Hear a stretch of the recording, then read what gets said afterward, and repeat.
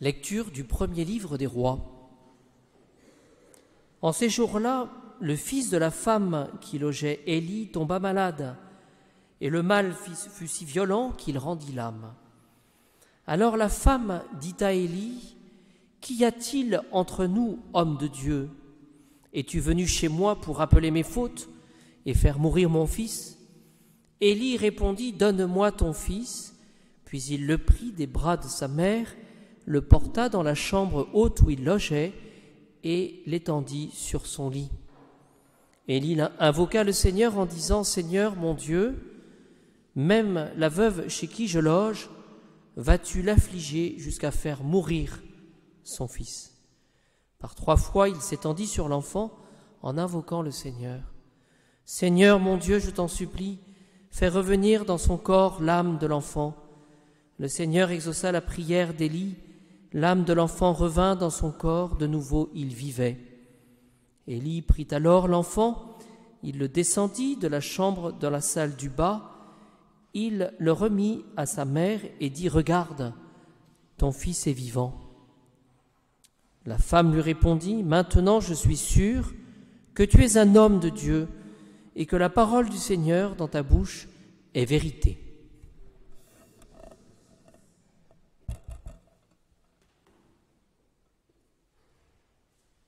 Dominus vobis forum, sequentia sancti evangelii secundum Ioannem.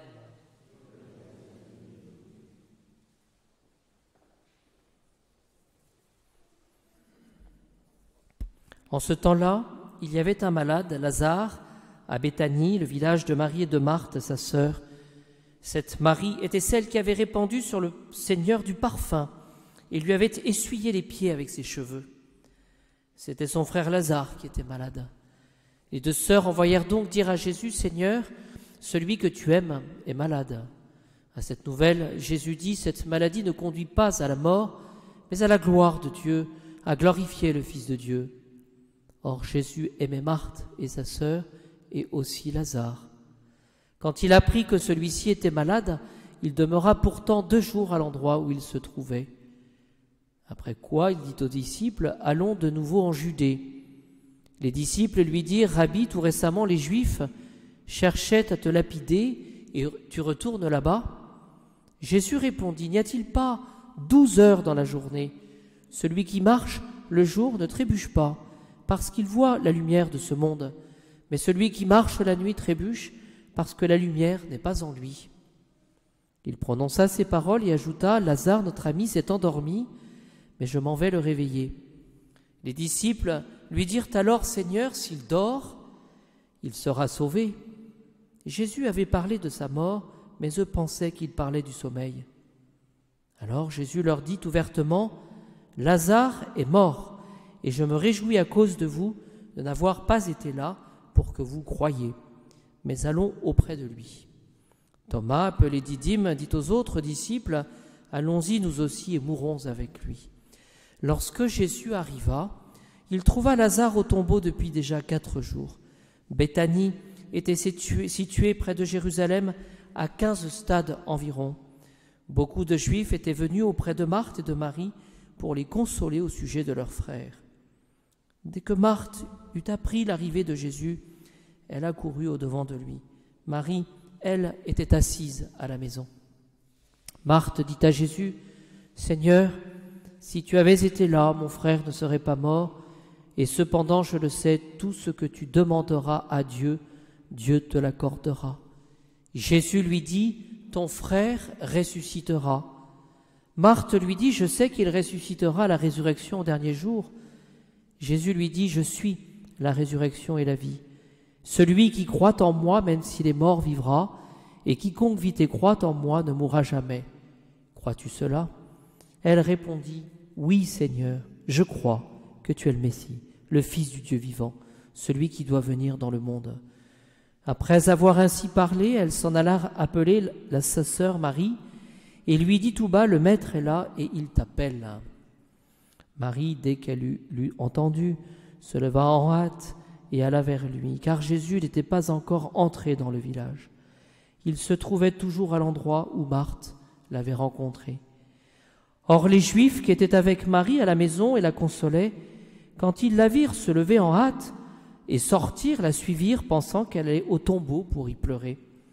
Arrivée à l'endroit où était Jésus, Marie, dès qu'elle l'aperçut, tomba à ses pieds et lui dit « Seigneur, si tu avais été là, mon frère ne serait pas mort. » Quand il la vit pleurer, avec les Juifs qui l'accompagnaient et qui pleuraient aussi, Jésus frémit en son esprit et se troubla. Et il dit « Où l'avez-vous déposé ?» Ils lui répondent « Seigneur, vois et viens. » Jésus pleura. Les Juifs dirent alors « Voyez comme il l'aimait. » Cependant certains d'entre eux dirent « Ne pouvait-il pas, lui qui a ouvert les yeux de l'aveugle, empêcher celui-ci de mourir ?» Jésus, frémissant de nouveau en lui-même, arriva au tombeau. C'était une grotte fermée par une pierre. Jésus dit « Enlevez la pierre. » Marthe, la sœur du mort, lui dit « Seigneur, il sent déjà, voilà 4 jours qu'il est là. » Jésus reprit « Ne t'ai-je pas dit que si tu crois, tu verras la gloire de Dieu ?» Ils enlevèrent donc la pierre. Alors Jésus leva les yeux au ciel et dit « Père, je te rends grâce de ce que tu m'as exaucé. Moi, je savais bien que tu m'exauces toujours, mais j'ai parlé à cause de la foule qui m'entoure, pour qu'ils croient que c'est toi qui m'as envoyé. » Après cela, il cria d'une voix forte, « Lazare, viens dehors. » Aussitôt, le mort sortit, les pieds et les mains liés de bandelettes, le visage enveloppé d'un suaire. Jésus leur dit, « Détachez-le et laissez-le s'en aller. » Beaucoup parmi les Juifs qui étaient venus chez Marie et avaient vu ce qu'avait fait Jésus crurent en lui.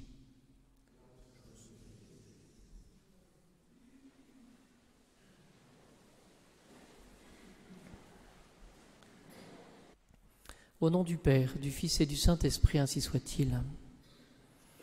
Il est question très clairement dans ce passage du livre des Rois et dans le passage de l'Évangile avec la résurrection de Lazare, de la mort et de la vie. Ce fils de la femme qui logeait Élie, eh bien, il a eu un mal si violent qu'il est mort. Et nous voyons, nous pouvons retenir, Élie invoquer le Seigneur. « Seigneur mon Dieu, vas-tu l'affliger jusqu'à faire mourir son fils ?» Et donc il y a cette réalité de la mort. Voilà. La mort, elle est signifiée, si nous regardons dans ce passage de Lazare, la mort, elle est signifiée de manière très forte dans l'Évangile par quelques détails. Quand Jésus apprit que celui-ci était malade, il demeura pourtant 2 jours à l'endroit où il se trouvait. C'est-à-dire qu'on ne peut pas dire que Jésus se soit précipité pour aller voir ce mort. Et puis voilà. Ensuite, ce que l'on voit, c'est qu'il est question plusieurs fois de la mort. Jésus, voyez, va se rendre auprès de Lazare. Et il va redonner la vie à Lazare. Il va lui redonner la vie. On voit ce passage que nous connaissons bien où Jésus va manifester cette émotion, on voit cette humanité, et cette humanité certainement rehaussée par la divinité, c'est-à-dire avec cette sensibilité, non pas de la sensiblerie, donc cette force, vous voyez, cette amplitude de l'âme humaine. Et ce que nous voyons, ce sont ces paroles de Jésus. « Je suis la résurrection et la vie. Celui qui croit en moi, même s'il est mort, vivra. » C'est-à-dire qu'il y a l'intervention de la foi. Voilà. Intervention de la foi qui est nécessaire. Pourquoi ? Parce que la foi nous permet, c'est une vertu théologale, elle nous permet de toucher le bon Dieu, Jésus, qui est l'auteur de la vie. Vertu théologale, la foi.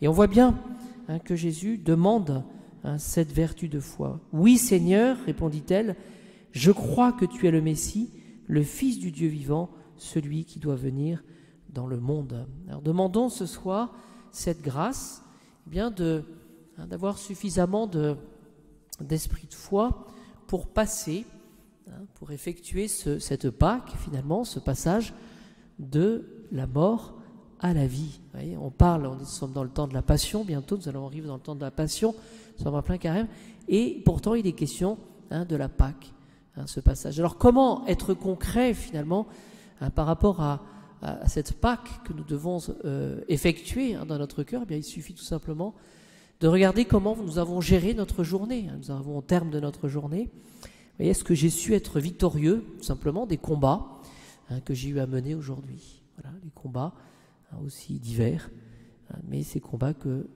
a fallu que je mène.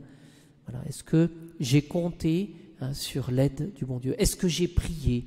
Est-ce que j'ai fait le signe de la croix? Dans les tentations, est-ce que j'ai pris un peu d'eau bénite? Vous voyez, ce sont des choses qui sont simples pour nous aider à bien comprendre ce que le Seigneur attend de nous, ce passage de la mort à la vie. Et notre Lazare, il était vraiment bien mort, et nous, parfois, par le péché, nous sommes bien morts. Et nous avons vraiment besoin de Jésus-Christ. 2 remarques avant de conclure. C'est de vous donner, dans cette foi en Jésus-Christ, eh bien, cet attachement à certaines reliques. Parce que le bon Dieu permet certaines choses, et certaines choses matérielles, justement, pour nous aider à croire en sa divinité. Et je vous livre tout simplement ce que j'ai lu ce matin dans le catéchisme, avec, par exemple, la relique de la vraie croix. Voyez, la relique de la vraie croix, c'est Sainte Hélène, la mère de l'empereur Constantin. Et cette invention, le fait d'avoir retrouvé la vraie croix, nous nous situons en 326. Avec cet épisode de Khosroès, le roi des Perses, qui en 614 avait dispersé ces reliques, mais 14 ans plus tard, l'empereur Héraclius va entrer de nouveau en triomphe, avec triomphe, à Jérusalem. Et nous fêtons l'invention de la vraie croix au 3 mai, son exaltation le 14 septembre. Et si je vous parle de tout ça, c'est parce que finalement c'est Jésus sauveur, c'est Jésus qui finalement reste présent, et la croix c'est la Sainte-Chapelle, la vraie croix c'est Notre-Dame de Paris, la vraie croix c'est Saint-Germain-l'Auxerrois, et l'actualité nous montre actuellement Paris défiguré de manière scandaleuse quand on réfléchit, mais n'oublions jamais que nous, chrétiens, catholiques, bien nous sommes des témoins justement de la résurrection du Christ.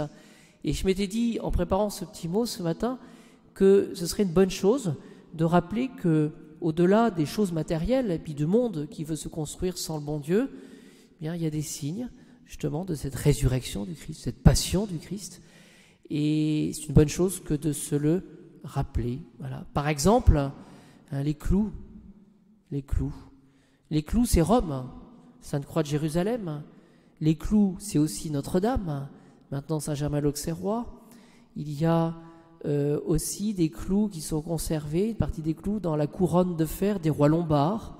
Ça ne m'a pas beaucoup parlé, mais c'est dans le catéchisme.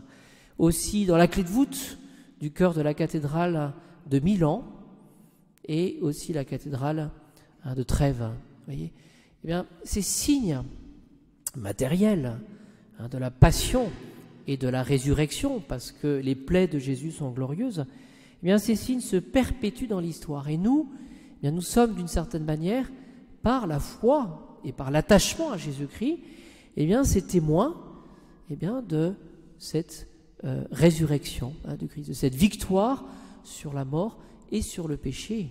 Donc essayons d'être des témoins. Et puis pour conclure, je regardais aussi dans le catéchisme la résurrection. On en parle là, ce fils de l'hôte d'Élie, et puis de cette résurrection de Lazare. Eh bien, le catéchisme nous donne des arguments, 2 arguments naturels, raisonnables. et qui peuvent nous aider aussi dans le combat de la vie. Oui.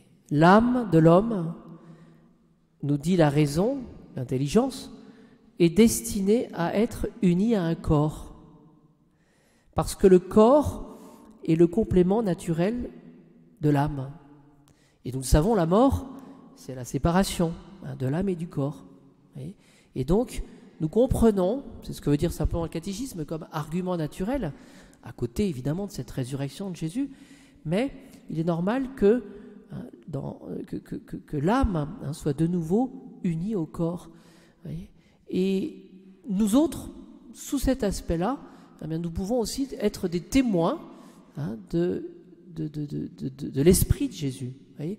Et des témoins aussi de cette vérité, de ce que l'âme doit retrouver, son union avec le corps. Oui. Autre argument tout à fait naturel, le corps est ici-bas l'instrument aussi bien pour le bien que pour le mal. Quand on pêche, voilà, ou quand on fait le bien, c'est avec notre corps. Et la raison nous dit qu'il est juste que le corps participe à la félicité de l'âme ou à la condamnation de l'âme. Et donc, toujours cette unité. Et pour résumer tout cela, nous pouvons dire que l'homme, c'est le catéchisme qui le dit, est comme le résumé de la création. L'homme, le corps et l'âme. La création, tout ce qu'on voit de matériel et tout ce qu'on voit de spirituel. L'art, la musique, le beau, tout ce qui est transcendantal, nous donne une image du spirituel, mais qui va élever tout ce qui est matériel. Voilà, ces considérations nous invitent évidemment à toujours mieux considérer la plénitude de ce que nous sommes. Nous sommes composés de chair, mais faits pour l'éternité, pour devenir déiformes. Alors, demandons, je crois que c'est ça qu'on peut résumer aujourd'hui, demandons à notre Seigneur qu'il nous donne cet amour, voyez-vous, de l'étincelle de l'âme, et qui nous donne cet amour de la vie, et de la vie totale, de la vie pleine et entière, et ne nous laissons pas, absorber, annihilés par tout ce qui est matériel et simplement matériel. Après la mort, il y a la vie, il y a la résurrection.